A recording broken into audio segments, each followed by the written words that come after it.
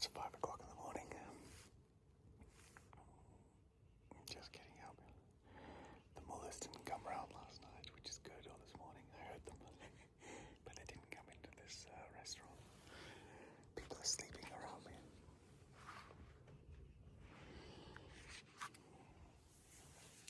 Another day of fishing. I can't wait.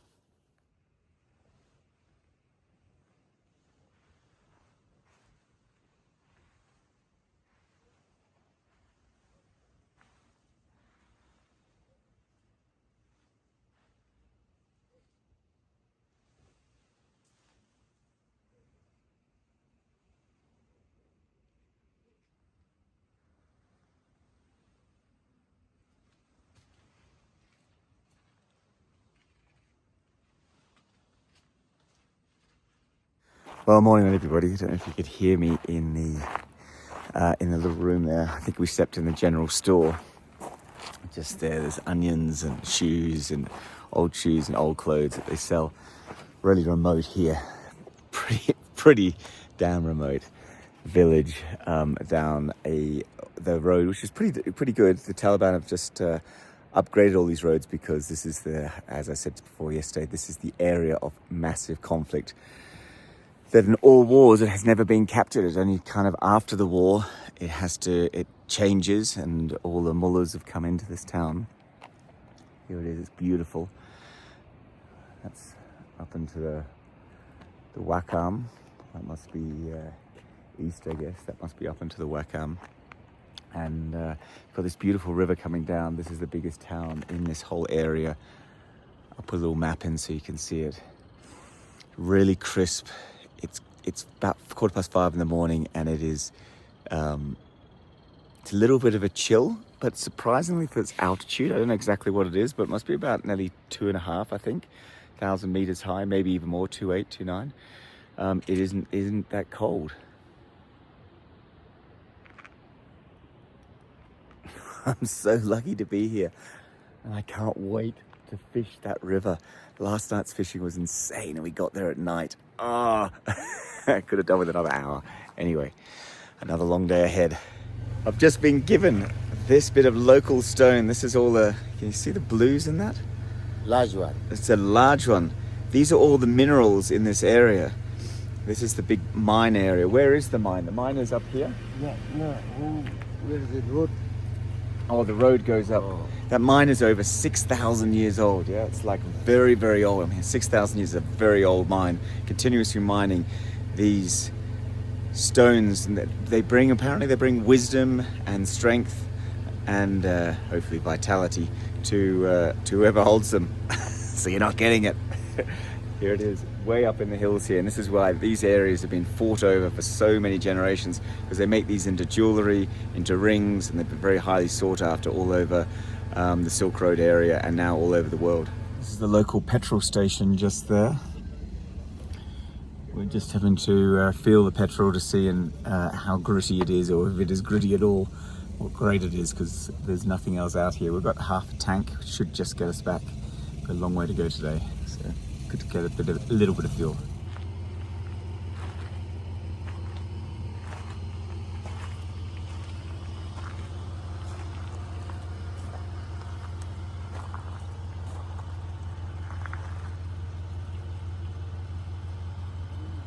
Well, just while we're refueling, there's motorbikes come up, and he's refueling as well. And you can see on the motorbike, he's got the old tricolour flag. And this is the old traditional tricolour flag of those 3 or 4 years when Afghanistan got united and everybody loves. They still have that flag on. Assalamu alaikum.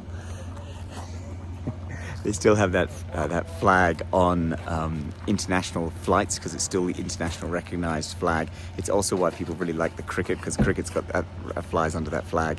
But the Taliban are trying to ban that flag locally. So up these valleys, which are fiercely independent, as I said many times, they have the hat of the rebels, and they basically the leader of the person that led all these valleys, or has led recently all the valleys into independence, and won the wars against Russia and won the wars against the Taliban. And they also have these flags that they fly kind of 2 fingers to them.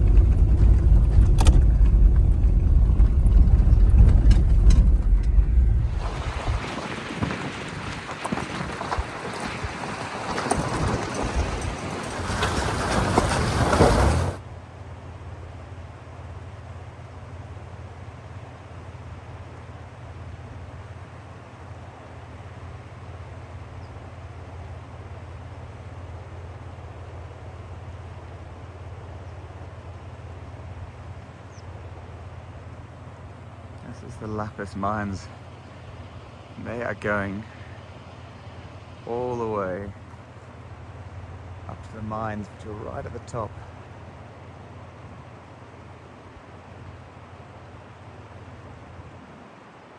Those caves to find these lapis gemstones.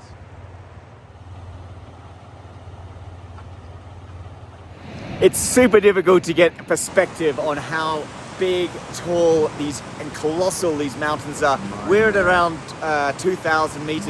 Right at the top. That sort of height, 2,200. Those mountains go up to over 4,000 meters. And the Lapis workers leave at 5 o'clock in the morning, every morning, carrying all their water, all their food, all their supplies that they need.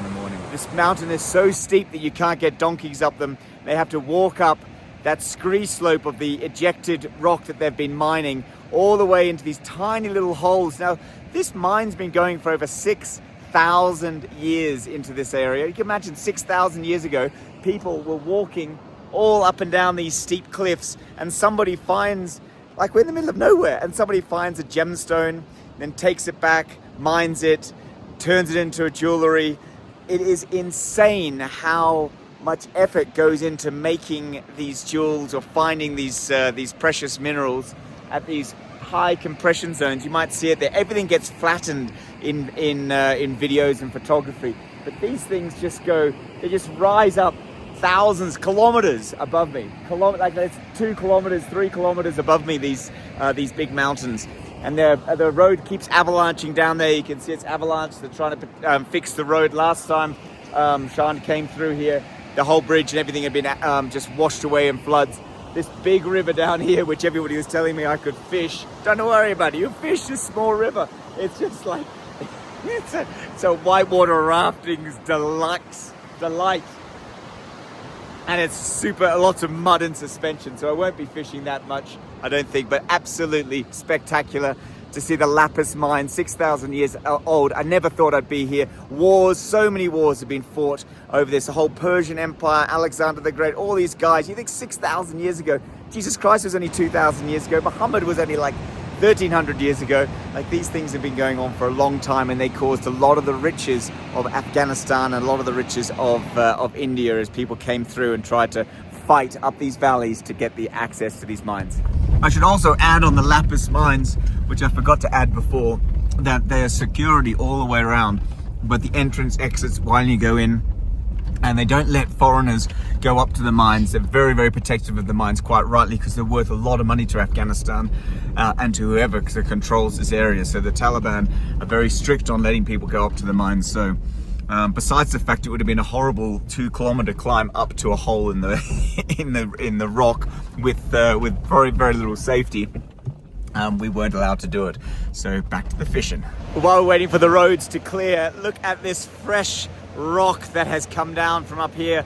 People see all this sort of brown weathered outside, but look, it's just pure quartz. That's what they're digging in, and the quartz is quartz and feldspars comes from all the water that's been squeezing out of these really super young rocks like the Himalayas, Hindu Kush, Pamir. These areas were underwater not that long ago, pushed everything in. All the water's been sort of squeezed together in like a great big compression. If you imagine putting it into a vice and you're squeezing, it creates a rock, but even still the rock's full of water, and that's what this quartz is as it squeezes through these big quartz veins.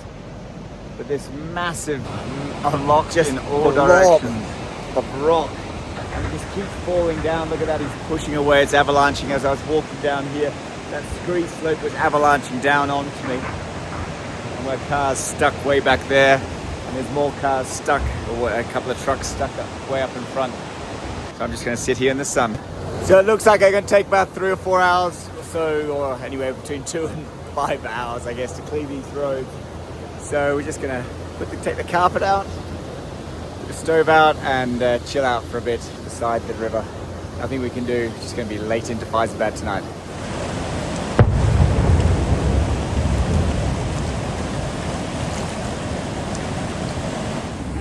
Whoa.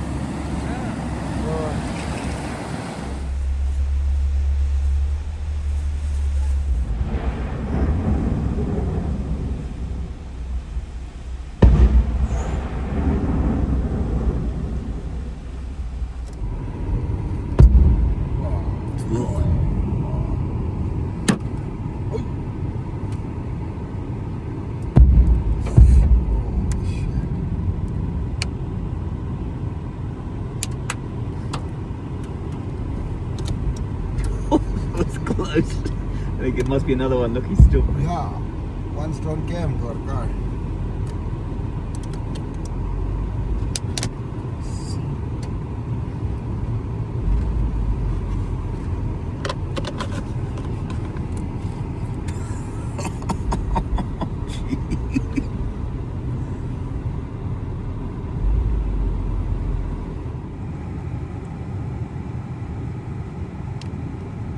Laying the detonators.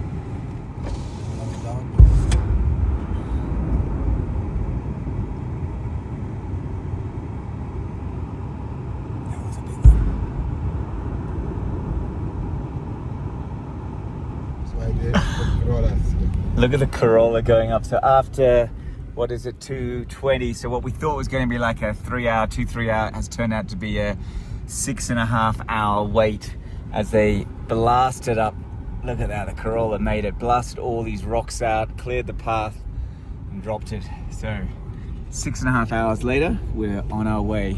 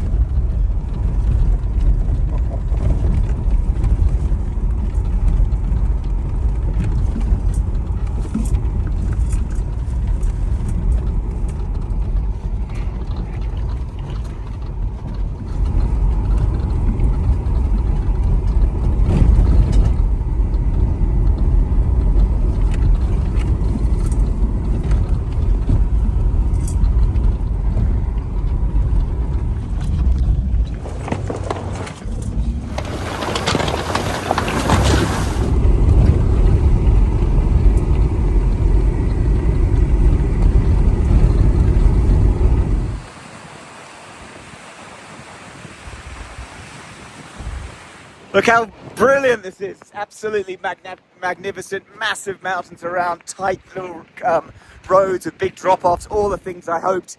I know it's windy, so I apologize for the noise. But you can see how it goes to these wider roads, smaller roads, big river now down here. We're rushing a bit late because it's a 12-hour drive today anyway, and we just got delayed for 6 hours. So we're going to go quickly. So you see lots of snapshots of the drive as we go through. So I apologize for not a lot of dialogue and a lot of visuals. Oh, it's steep.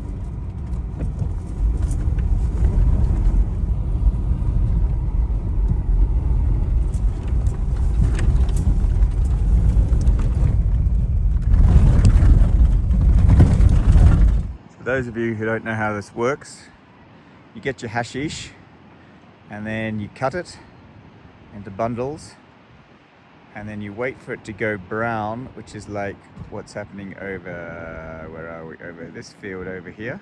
It's now all brown. And then they bring it back into these sort of sorting sections like here. These bundles ready to go. And they grind it all up into a powder. And then they take that powder up somewhere, probably into one of these rooms up here, and they mix it with water, like flour with water, but basically it's a hash with water. And then in these rooms, they then make the paste and then export the paste by the kilogram down the valley. And that is how it's all made. Off to Amsterdam. Check out this beautiful wall. How well is that made? All right, just filling up with some LPG and some petrol, but now another hour and a bit to go. We've made great timing the last few hours. It is quite funny because we went past something I just wanted to record in my head. We went through all these marijuana fields, and the Taliban are going backwards and forwards. Clearly everybody sort of knew it was there. It was very open. and the roads were sort of switchbacky bad, but then we went into some really bad roads after we got rid of through the fields, and then we started to hit World Food Program food dumps. I thought that's interesting as the roads got bad, and it made me think. And then around all the crops from then on down into the valley with the bad roads were all like just normal crops that you would expect everywhere else, like corn and maize and that sort of stuff. And it got me thinking. I thought, God, do they deliberately keep the roads bad close to the cities, into these towns, to make people feel like this big rural community doesn't have any money, and they dump the food, and all that does is that then after the dump they then have really good roads, and everybody else is land poor. They just produce drug crops because it gives them more cash, and then they rely on the World Food Program to feed themselves. It's kind of like the world is funding a drug crop out to the rest of the world. It was like, this is really weird what I'm seeing here. Anyway, weird stuff doesn't surprise me anymore in Afghanistan from what I've heard, but just wanted to record it just for my own remembrance. Anyway, one hour or so to go before we hopefully have some dinner.